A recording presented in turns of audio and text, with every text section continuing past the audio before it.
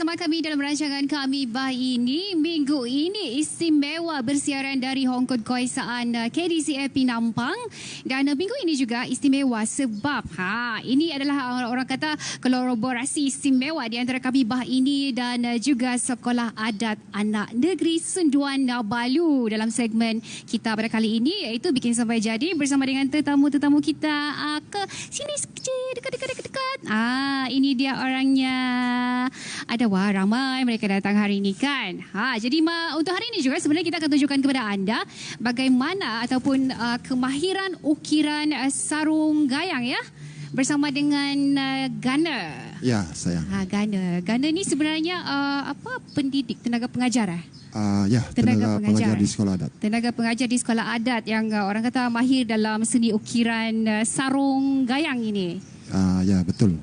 Okey, jadi kalau macam tu untuk kita mulakan ni, mungkin Gunner boleh ceritakan dulu lah terlebih dahulu sebelum tu tentang ukiran kayu ataupun ukiran sarung gayang ni. Gayang ni sebenarnya adalah parang kan? Gayang ini sebenarnya senjata tradisi lah untuk berperang. Untuk orang kita yang dulu-dulu lah. Untuk apa tu? Suku kaum apa? Kaum dusun. Kaum dusun? Ya. Okey. Dan Gunner nanti akan tunjukkan pada kita bagaimana caranya ataupun kemahiran mengukir sarung gayang ini.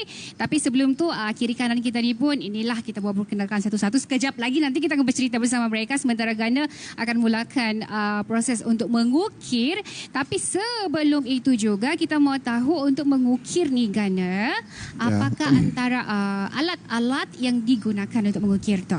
Okey, saya hanya menggunakan 2 jenis alat saja. Okey. Yaitu yang pertama pisau kecil yang dalam bahasa dusunnya dipanggil pais. Pais. Dan yang 3 ini adalah pahat.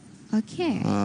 Yang kami panggil sasalut atau penalut. Sasalut atau penalut. Ya. Okey, memandangkan kita punya alat-alat sudah pun ada di sini, rasa-rasanya bolehlah Gunner dimulakan kan Ya, untuk boleh. buat tunjukkan kepada kita kemahiran orang kata mengukir sarung gayang ini.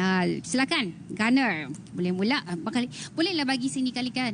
Sini sebab sementara Gunner bersedia di sana, kita mau bercerita dengan kita punya pengasas sekolah adat dulu ni kan. Yang ini sekarang ni yang berada di sebelah saya ni adalah Tuan Shalmon Sanangan yang merupakan pengasas ya bagi Sekolah Adat Anak Negeri Senduan Nabalu. Betul. Terima kasihlah sudi bersama kami hari ini, ramai kan datang dari sekolah adat ni. Jadi saya difahamkan untuk kemahiran mengukir sarung gayang ini adalah salah satu daripada subjek yang diajar dalam mata pelajaran yang ditawarkan di sekolah adat. Jadi mungkin boleh Tuan kongsikan juga sekira macam yang paling layaklah Tuan berkongsi berkenaan dengan kenapa ianya dipilih untuk menjadi subjek dalam tu. Okey, terima kasih Jen. Okey, salah satu subjek utama dalam sekolah adat ini ialah pekerjaan orang asal. Okey. So, kemahiran untuk mengukir sarung gayang ini adalah salah satu yang kita ajar di sekolah. Okey. Walaupun orang bilang kemahiran ini bukan semua orang mempunyai bakat. Betul. So, tapi kita tidak mau kemahiran ini hilang begitu saja. So, kita ajar di sekolah dan kita juga dapati ada antara pelajar-pelajar kita yang berminat. So kita ajarlah macam ni. So dalam sekolah ini kita mempunyai salah seorang macam Cik Gunner lah, yang boleh mengajar. Gitu. Yang boleh mengajar. Contohnya yang di sebelahnya tu pun boleh mengajar juga kan dalam ukiran kayu gayang Cik Lombin binti Ganau. Ya, boleh kongsikan juga ni. Wah, macam mau berganti menyanyi kan. Okey, Tuan kita mau tanya juga, memandangkan Tuan adalah orang yang mahir dalam orang kata kemahiran mengukir gayang ni. Saya rasa dia bukan satu kemahiran yang biasa-biasa sebab apabila kita orang kata mengaitkannya dengan seni dan juga budaya, dia ada satu orang kata standard yang agak berbeza. Mungkin boleh kongsikan pantang larangnya barangkali. Ya, terima kasih. Ya, sememangnya dalam seni ukir gayang ini, terutamanya di dalam gayang etnik suku kaum dusun, dia mempunyai erti tertentu. Dari segi ukirannya adalah pun mempunyai arti, dan dari segi bentuk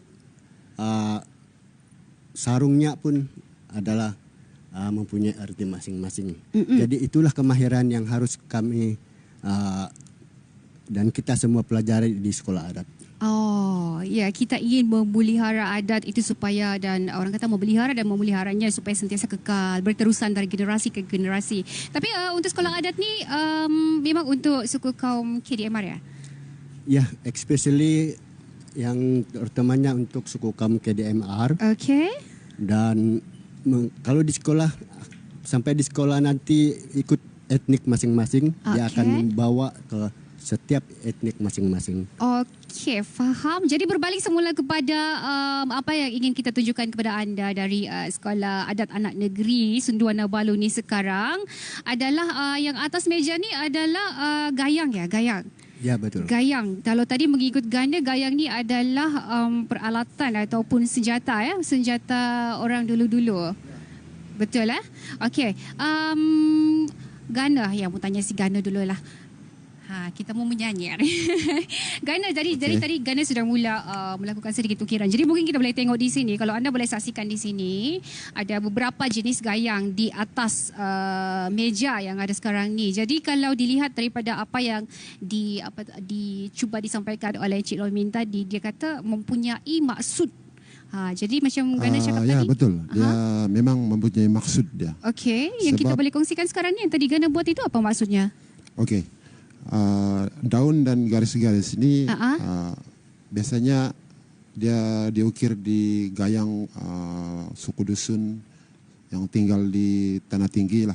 Okey, tanah tinggi itu contohnya di Banjaran Kroker. Banjaran Kroker, Tambunan, Keningau. So maksudnya penyatuan kepada alam lah, menyatu kepada alam di hutan. Okey, dia lebih kepada unsur-unsur fauna lah macam tu. Ya. Okey. Kira-kiranya agak-agaknya kan kalau macam satu sarung gayang ni ambil dalam berapa lama untuk Gana siapkan ukirannya? Lebih kurang 2 minggu lah begitu. 2 minggu? Ya, cuma kita tidak boleh terus-menerus mengukir ni. Oh, kenapa? Kita ada masa-masa tertentu juga. Oh, ya, okey. Itu menarik, ada masa-masa tertentu. Maksudnya macam mana ni? Kenapa mesti ada masa-masa tertentu? Kita ada pantang larang lah, seperti jika ada kematian. Okey. Paling penting yang kematian itulah yang dititik beratkan. Maksudnya kalau kita tidak boleh mengukir lah waktu ada kematian. Oh, okey. Kalau ada kematian tidak boleh mengukir. Ya, betul. Begitu. Okey, jadi sekarang ni saya faham kalau dulu-dulu dahulu kala ia adalah satu senjata bagi orang kata senjata tradisi. Tapi kalau macam sekarang kan Gana, adakah senjata orang ataupun parang gayang ini masih lagi digunakan oleh orang-orang pribumi KDM terutamanya?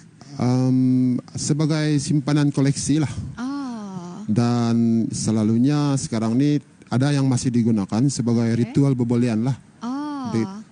Acara-acara tertentu lah. Adat orang dusun lah yang begitu. Okey, faham. Sebab ini adalah senjata orang dulu-dulu. Sebab tu kadang-kadang kita kena tahu juga kan. Dan sekarang ini dia lebih kepada simpanan ataupun koleksi peribadi. Ya, betul. Okey, jadi macam yang kita boleh nampak di sini, kita ada pelbagai jenis gayang. Gayang ni sebenarnya kan agak yalah sebab tadi Gana kata ini peninggalan daripada generasi sebelum ini, daripada odu-odu aki-aki Gana. Ya, betul. Jadi sesuatu yang menarik untuk kita berkongsi, mungkin Gana boleh berkongsi parang yang ada di tengah-tengah ni, gayang yang ada di tengah ni. Okey, kongsikan dulu sebab saya difahamkan ini adalah gayang yang digunakan untuk satu ketika dulu KDMR ni adalah suku kaum yang dikenali sebagai headhunter. Ya, betul. Dulu. Jadi boleh kongsikan. Sekarang tidak sudah. Sekarang tidak sudah. Tapi kita masih lagi menyimpannya lah kan. Ya. Okey, jadi kalau macam parang yang seperti ini ataupun gayang ini, adakah ukirannya berbeza dengan ukiran yang di sebelah atau macam mana Gana? Sebab macam dari segi dia punya ukiran kayu tu ada beza sikit kan?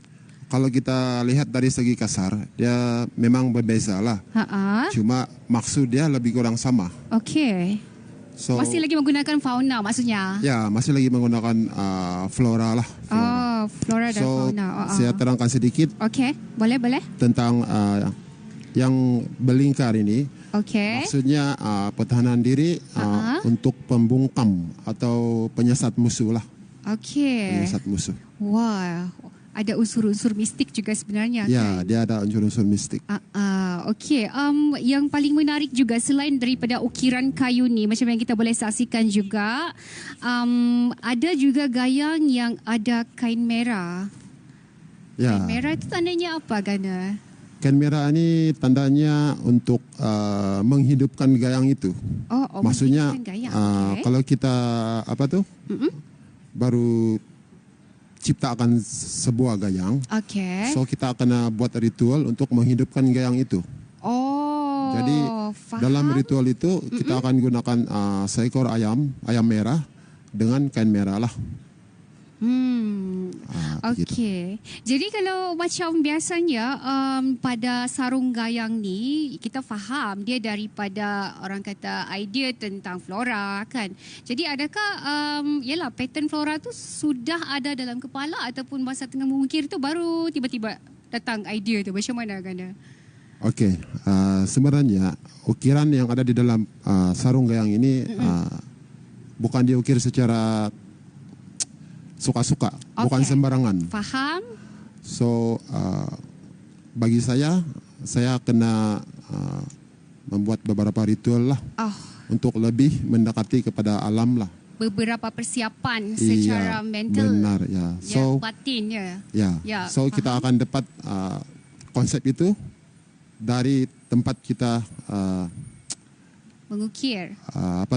Dari tempat kita pergi tadi itu, pergi mendalami kepada alam itu. Di alam itulah, di alam itu. Faham. Jadi maksudnya sekarang ni Gana masih lagi buat perkara-perkara macam tu sebelum mula mengukir, Gana pergi kawasan-kawasan yang ada orang kata connection dengan diri Gana macam tu. Ya, kalau untuk saya sendiri ya, saya masih lakukan yang begitu. Okey. Sangat menarik sebenarnya bila kita bercerita tentang ukiran parang ataupun gayang ini sebab ia berkaitan dengan seni dan juga budaya, unsur-unsur mistik, unsur-unsur yang orang kata sekarang ni sudah agak dilupakan tetapi masih lagi dipertahankan oleh sekolah adat ini sendiri. Jadi soalan terakhir saya pada Gana ialah kalau kita tunjukkan pun macam Gana cakap tadi bukan ambil masa yang orang kata sekejap kan. Ya, ada banyak persiapannya. Jadi kalau boleh mungkin Gana boleh kongsikan pada semua penonton yang tengah menonton sekarang ini apa harapan Gana dalam dalam usaha untuk mempertahankan adat dan juga kebudayaan dan juga ukiran ini terutamanya melalui sekolah adat ni. Okey, pertama sekali harapan saya semoga lebih ramai anak muda lah yang meminati bidang ini. Sebab setiap individu ni, setiap orang ini dia ada nilai-nilai seni yang tertentu yang perlu diluahkan. Betul. Sebab apa hasil kita seni ini adalah kita. Bagi saya lah. Okey, saya boleh? Boleh. Boleh. Kalau saya boleh, anda pun pasti boleh. Baik, jadi kita ingin ucapkan jutaan terima kasih kepada Gana, Domini, Sunggam dan juga rombongan dari Sekolah Adat Anak Negeri Senduana Balu kerana sudi untuk bersama kita pada hari ini. Terima kasih banyak-banyak Tuan. Terima kasih banyak-banyak kerana bersama dengan kami hari ini. Jadi apa kata kita berehat sebentar, kembali selepas ini dalam Kami Bah Ini.